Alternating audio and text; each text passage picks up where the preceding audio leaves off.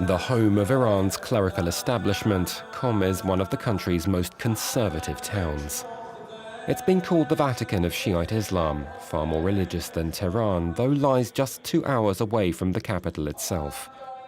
You won't find any women not wearing the chador, only their faces and hands are visible. At the end of February, with campaigning for legislative elections in full swing, any supporters of President Hassan Rouhani were keeping a low profile. The key nuclear agreement he'd signed a few months previously was seen here as nothing more than a trap set by the United States and its allies for the Islamic Republic. Certain people who haven't cooperated well on this matter, who haven't made the right decision and have tried to weaken our country, naturally do not have my trust. It goes against our Quran.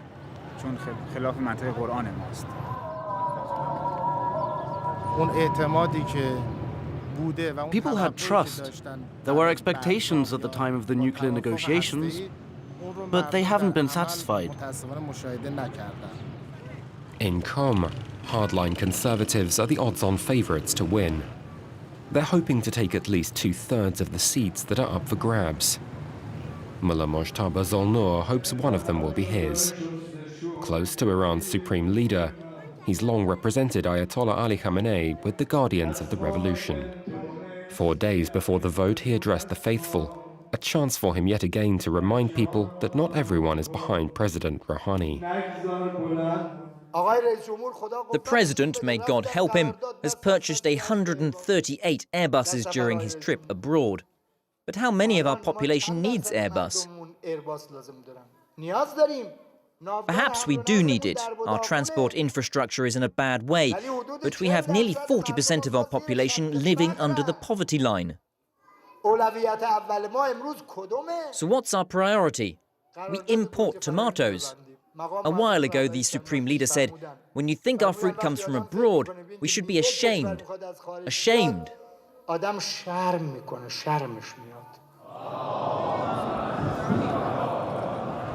will have a new car now? After Mr. Rouhani president traveling to France to buy some new car and high technology from French and take them to Iran, God willing. It's a good news. Yes, it's good news. The mullah appears happy his country is opening up after more than 30 years, but many still fear foreign infiltration. During the election campaign, the Western journalist has been the most visible symbol of those fears. That same evening, Zolnur takes part in a rally held by Ahmad Amirabadi, the town's MP who's up for re-election. Another hardliner, he's highly influential in Qom and apparently highly protective of his image.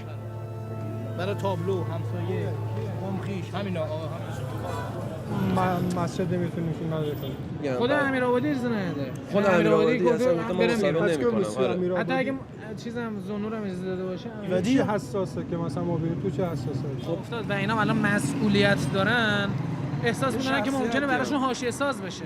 خاطر همین اجازه نمیدن بینداختن. اینا رو بذارید کنار، باش بشینید تو مسجد نماز. In Qom and other provincial towns, it seems hardliners are keeping a firm hand on the tiller. It's a far cry from Tehran just 6 months ago. On July the 14th, the date the historic nuclear accord was signed, jubilant crowds took to the streets in celebration. Iran had agreed to reduce its nuclear program drastically as proof it wasn't seeking to create an atomic bomb. In return, the international community promised to lift sanctions that had throttled the nation's economy for years. Today could have been the end of hope on this issue, but now we are starting a new chapter of hope. The decision today is not only on Iran's nuclear program, but it is much, much more than this for the entire world, and we all know that this is very much needed in these times. Foreign delegations, not least from Europe, made a beeline for Iran. Germany's Minister for the Economy landed just a week after the accord's signing. In September, it was France's turn. a group of 132 business leaders led by 2 ministers.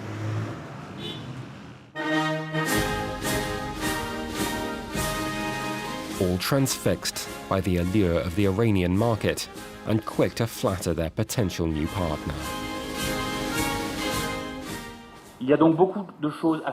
There are a lot of things to do together, working with the respect you're due, with the respect of a great culture, itself testimony to the prestige in your country of its works, its creation, and, in particular, its poetry. Economic diplomacy is a complex game, and one of its central players is Ali Ahani, Iran's ambassador to France. His role as the principal line of communication between Paris and Tehran makes him the first port of call for many French business people. Good morning, Mr. Ambassador. Good morning. It's a pleasure to see you here. I thought I'd see you in Paris. We have important agreements to sign.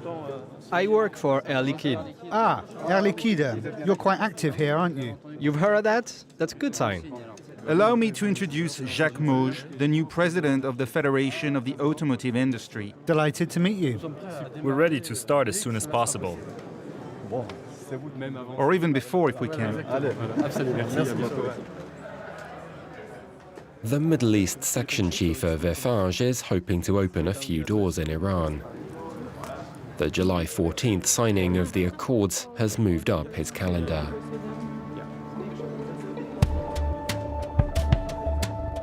It's left him to forge a path through a maze of intermediaries with a little local help.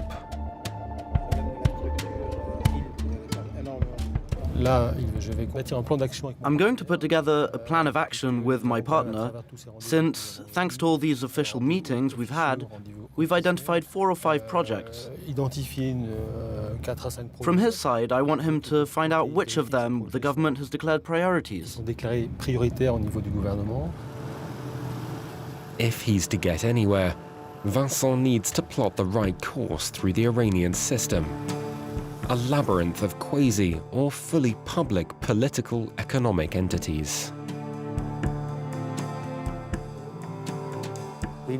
Between 65 and 70% of the Iranian economy depends on the public sector, and that includes the state as well as its foundations. It represents entire sections of the Iranian economy that are under government control, whether through paramilitary organizations or its foundations. At the heart of the system, the Iranian Republican Guard. Since 1979, it's been more than just the most powerful military and security organization in the country. It's a state within a state, and little by little has sunk roots into all sectors of the economy. But if the government wants to attract foreign investment, it's going to have to try to curb its influence. They need to hand things on as they go and stop. We would prefer not to award contracts to state entities. They concern the military just as much as state enterprises. Our preference is to support private business. That is our priority.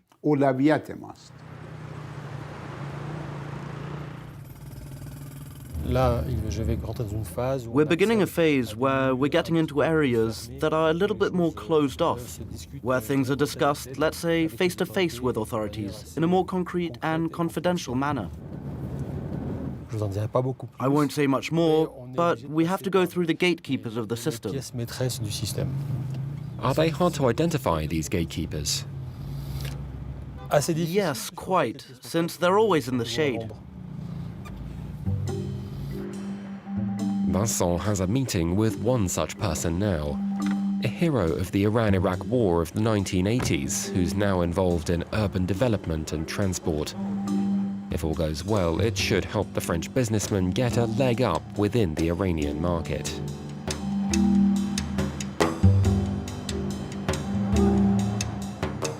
Was the meeting productive? Yes, we saw certain dignitaries, so our projects have come to the fore. They're being focused on. Now the ball's in our court. We have to show that we're reactive since they've taken us into their confidence. So it's over to us to show that we're worthy of it. Even as foreign business interests jockey for position in Iran, there's massive potential for investment.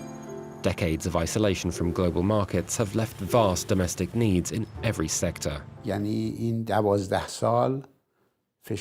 the last 12 years, economic pressure due to unfair sanctions has caused as much damage as the Iran-Iraq war. As I'm speaking to you, Iran needs between $400 and $450 billion of investment. Sanctions aren't always a straightforward procedure. They've really had consequences on their quality of life. Let's call a spade a spade. But with the election of President Rouhani, it's allowed for them to be rolled back. More than anything else, it could be the riots of 2009, where the people contested the re-election of Ahmadinejad. That rioting stemmed not from people who'd been westernized, but from insiders themselves. At the time, many ordinary Iranians wanted the ballot annulled and took to the streets in their millions. But the state proved too strong. Reform candidates were arrested, the popular movement crushed, and 150 protesters lost their lives. The people in control were afraid that the children or grandchildren of Khomeini would take power and destroy the established order. It was necessary for the Islamic Republic to adapt and accept it had to negotiate, which wasn't the case before. He may have stuck to his guns in 2009, but Iran's supreme leader Ali Khamenei softened his stance 4 years later, giving his blessing to the new moderate president Hassan Rouhani. However, there's still a sense of reticence at senior levels. Khamenei and his conservative supporters are fearful that opening up to the world could damage the core values of the Islamic Republic. A message repeated at length by hardliners at Friday prayers in Tehran's Grand Mosque. فکر کنیم آمریکا لطفی در حق ما کرده که توافق کرده این بزک کردن دشمن وقتی می نشینن با شما بهبه و چهچه و حرفایی میزنن که شما خوشحال بشید وقتی چشم شما رو دور میگیرن دستاشون رو به دندان میگردن از فرط خشمشون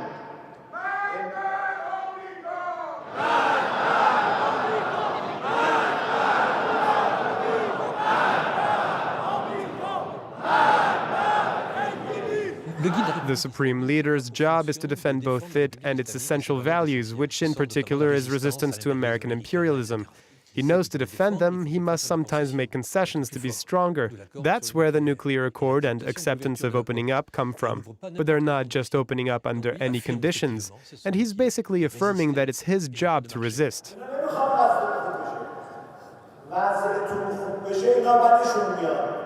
There's quite a fear of an American cultural invasion dominating Iran, and that it'll cause the collapse of the Islamic Republic from within. Resistance wasn't slow in appearing. At the beginning of November, 5 Iranian journalists close to the reform movement were accused of threatening national security and jailed. Issa Sarhiz was one of them. An independent journalist, he'd already spent 4.5 years in prison following the 2009 elections. A few months after his release at the beginning of 2014, Issa spoke to France 24 in Tehran. Even then, he had few illusions. Before they sent me to jail, I used to say I was already living in a huge prison that was called Iran, and I could never leave it. But I could write articles on Facebook and give interviews. All the same, I know that each of those acts is another case against me, and at any moment they could open another one. They could come and get me in my home and pursue legal action against me, arrest me, and send me back to prison. No journalist has been in prison for just doing their job. Some of them, I won't mention any names, have faced accusation related to security or intelligence because they had relations with individuals dangerous to the nation. Those who are opposed to the American opening, to intellectual freedom, to female liberty, for ideological reasons, all these people are saying the danger is imminent. Maybe in 2 or 3 years, things will change because the July 14th agreement will lead to an opening. We won't be able to resist it, so we have to stop things before they go too far. Weakened by hunger strike and suffering from recurrent medical issues, Issa Sarhiz was hospitalized and still remains in detention. Even as the nuclear accord sparked division, though, between hardliners and reformers, its implementation couldn't go ahead until approved by the IAEA. The International Atomic Energy Agency wanted to check the possibility that Tehran's nuclear program served any military purpose. All fuel for the fires of discord in Washington, D.C., especially among the nuclear accord's Republican critics. We know that Iran lied. We know that Iran lied. The entire Iranian posture on the nuclear weapons program is, we have no nuclear weapons program. That it's all a fiction. It's all a canard. And what do we know from the IAEA report? That Iran did have a nuclear weapons program. But while Iran may have sought a nuclear weapon before 2003, there's no evidence that it's done so since 2009. Part of the agreement is that the Iranians themselves would provide the technical information, and of course to rely on them, who have repeatedly cheated throughout the years, is foolishness. That's why we took precautions, specifically what we call snapback.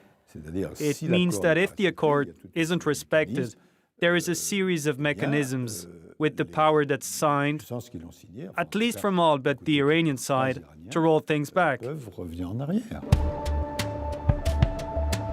That chapter is now finished, though, and the agreement has come into force. On January 16th, the international community loosened the vice that had strangled Iran's economy for more than a decade. Today, multilateral and national economic and financial sanctions related to Iran's nuclear program are lifted. Tehran was finally able to regain at least some of its frozen foreign assets. Tens of billions of euros it could now pump back into its moribund economy. For Iran's beleaguered people, it can't come a moment too soon. We will have more opportunities, but above all, we'll be able to work. That's what will change more than anything. There was a problem with employment, so now the future of our children is going to change.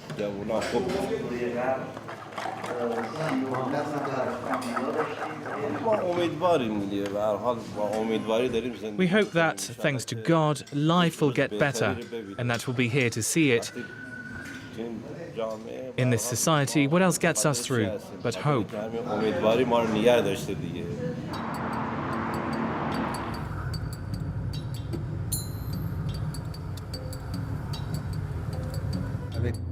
With the lifting of sanctions, things are already moving. From next week, there won't be a single hotel room left to reserve. The 3 or 4 big hotels have already been overwhelmed because the delegations are coming back. It's the step we've been waiting for, and now we can move forward with other partners and have a more precise agenda.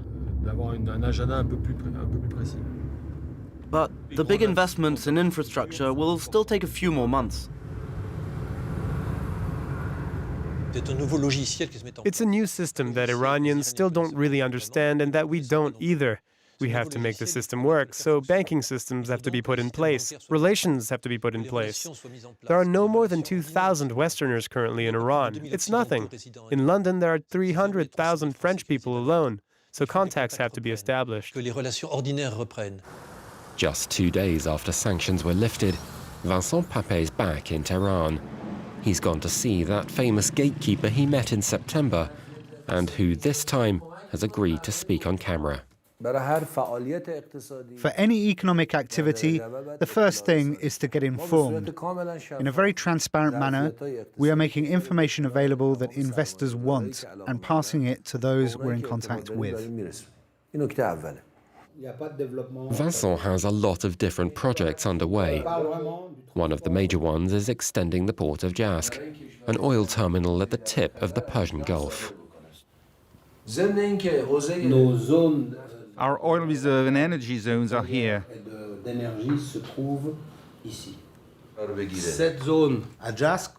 This zone in Jask will serve as a far faster access point to the ocean, passing through the Sea of Oman. It's obviously sensible to concentrate both merchandise and the import-export of oil products in a zone outside the Gulf. Negotiations over the port extension will take some time.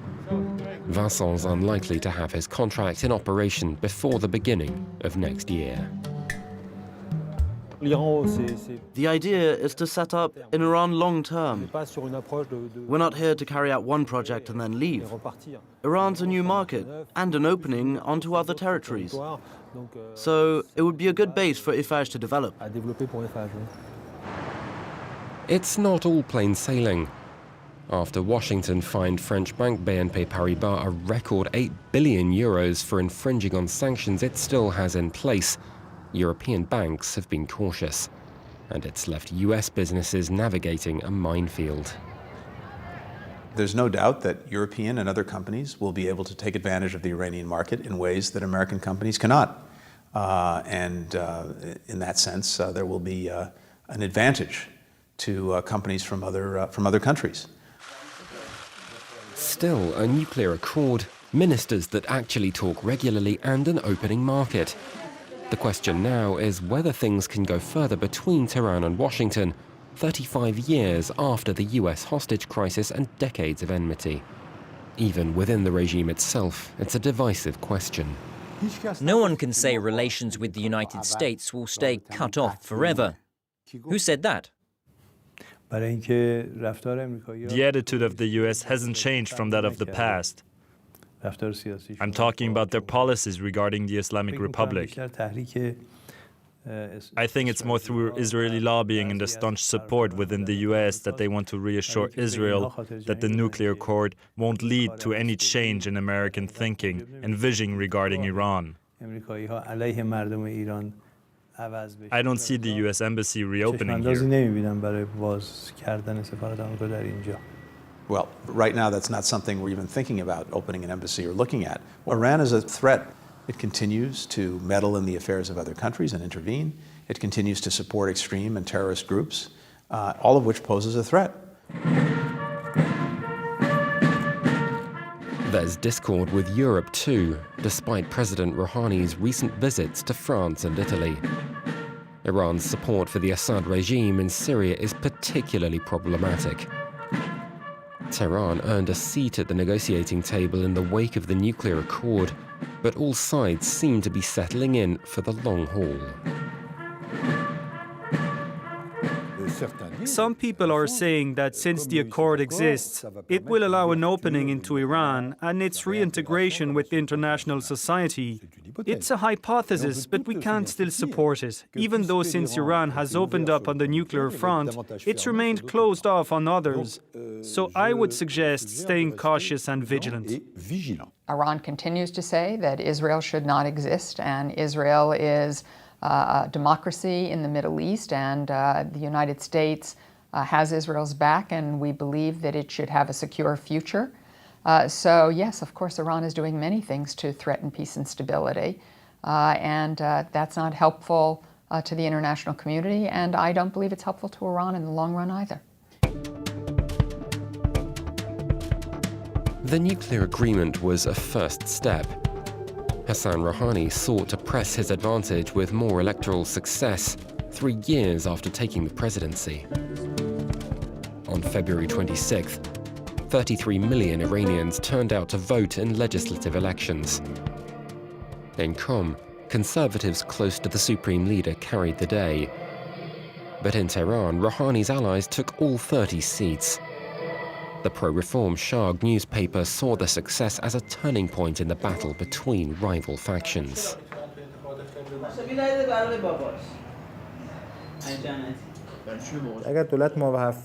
If in the year to come the government succeeds concretely in creating the conditions for economic improvement, then naturally the conservatives and the people who are profiting from maintaining sanctions will change their tune and lose their power. They'll have nothing more to say.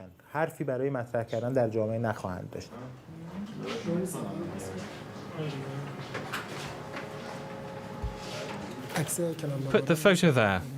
Let's see how it looks. Put a slash. A comma. Put a sash up top.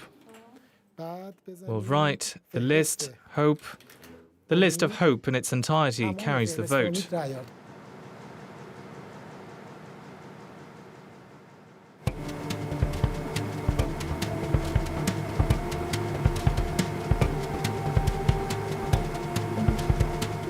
President Rouhani's Tehran victory is more than just a symbol. It's a sign a majority is in favor of the political opening he's made since his election in 2013. Slowly but surely, Iran is changing. The country's already become a fashionable tourist destination, but the gains made are far from secure. Hardliners are still pressing for a U-turn, and the political situation in the United States is uncertain, with a new president due to take over the White House next year. The nuclear accord and ensuing economic prospects have opened a small door in what was once an impregnable facade towards the West. Whether that door can become an open gate of opportunity for further interaction with the world at large remains in Iran's hands.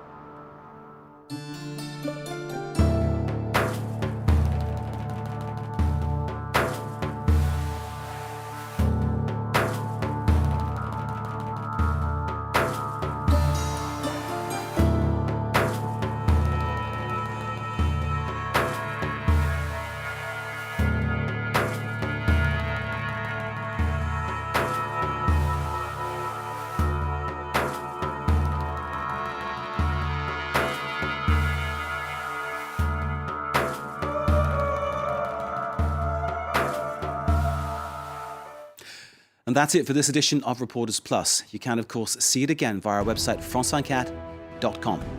You're watching France 24. Stay with us.